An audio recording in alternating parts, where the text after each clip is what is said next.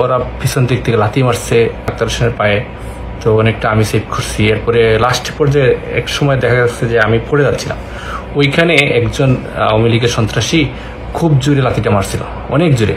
তো ওইটা আমি প্রোটেক্ট করার জন্য একটু পড়ে গেছিলাম, আক্তার হোসেনের পায়ে সাথে শরীরে পড়ে নাই। আসসালামু আলাইকুম রহমতুল্লাহি বারাকাতু। মাত্র ঘরে এসে ঢুকলাম।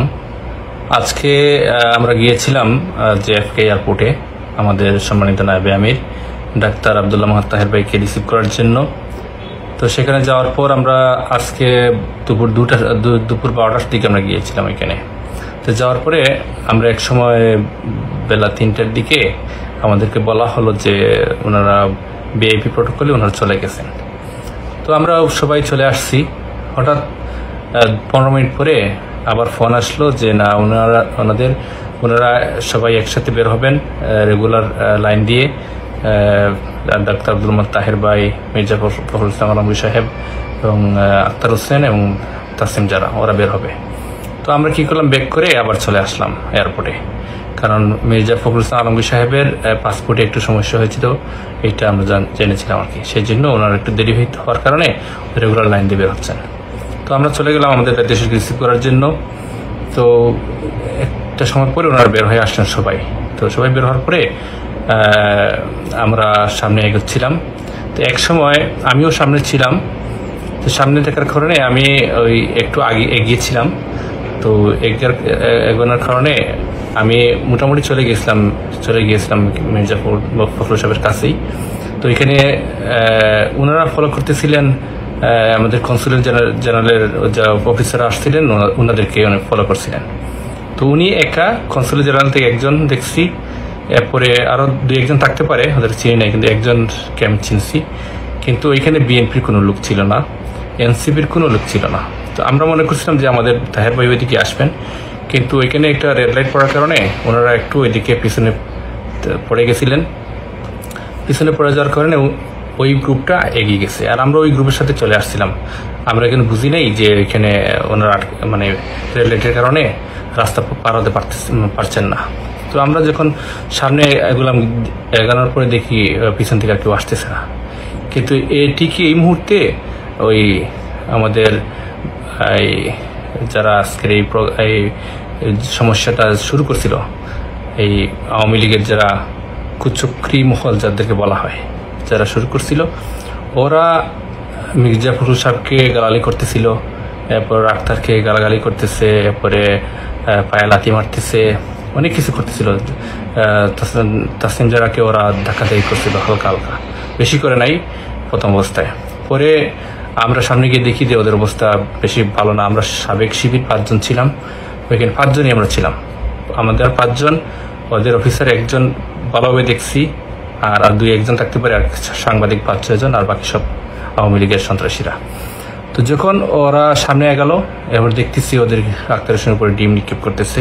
তখন আমি যতটুকু পারছি আমার সাধ্য কুলায়, আমাদের মেহমান ওরা, জুলাইয়ের যুদ্ধ ওরা, ওদেরকে সেভ করার জন্য আমরা সর্বোচ্চ চেষ্টা করেছি। তো মোটামুটি অনেক সময় দেখা গেছে যে ওরা পিছন দিক থেকে লাথি মারছে আক্তার হোসেনের পায়ে, তো অনেকটা আমি সেভ করছি। এরপরে লাস্ট পর্যায়ে এক সময় দেখা যাচ্ছে যে আমি পড়ে যাচ্ছিলাম, ওইখানে একজন আওয়ামী লীগের সন্ত্রাসী খুব জোরে লাথিটা মারছিল, অনেক জোরে।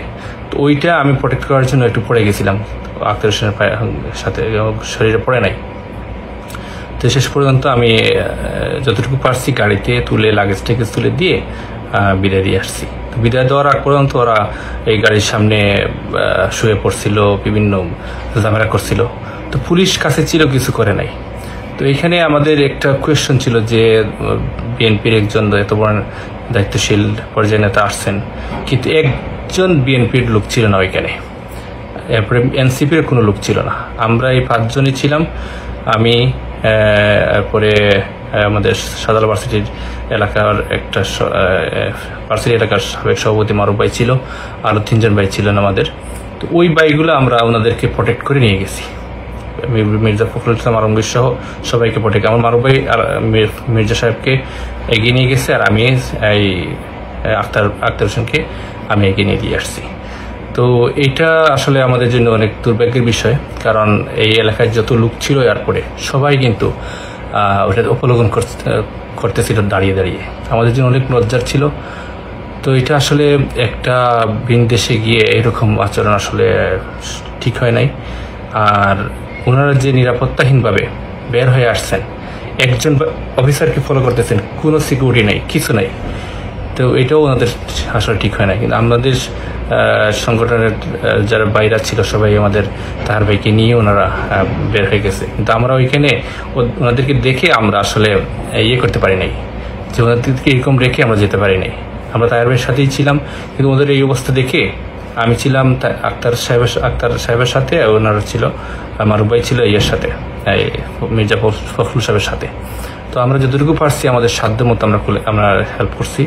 তো এর জন্য আমরা বলবো যে আসলে আমাদের এই বাংলাদেশপন্থী যারা আছে তাদের জন্য আমরা যতটুকু পারছি আমরা সম্মানের সহিত আমরা তুলে ধরার চেষ্টা করছি। যদি এখানে আমরাও না থাকতাম তাহলে পরিস্থিতিটা কী হইতো এটা আসলে আমরা হিসাব মেলাতে পারতাম না। তো আমরা বলবো যে সতর্ক থাকার জন্য, যেন কোনো একটা রাষ্ট্রীয় সফর হোক আর যেভাবে হোক, যেন সবাই যেন যে কোনো যে দলের আছে আমরা যেন সবাই সংঘবদ্ধভাবে তাদেরকে আমরা রিসিভ করি। এবং আমরা যে এই কুচক্রি মহল যারা আছে, যে দেশের মাটিতেও কুচক্রি কাজ করে আসছে, বিদেশে এসে করতেছে, তো তাদেরকে যেন আমরা প্রত্যাখ্যান করি, তাদেরকে আমরা ঘৃণা করি।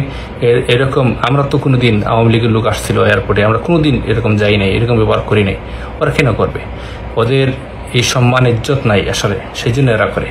তো আমাদের এই ঘটনা থেকে অনেক শিক্ষা আছে, যার যেটা শিক্ষা নেওয়ার সেটা যেন ওনারা নিতে পারে। তাই আহ্বান জানাচ্ছি।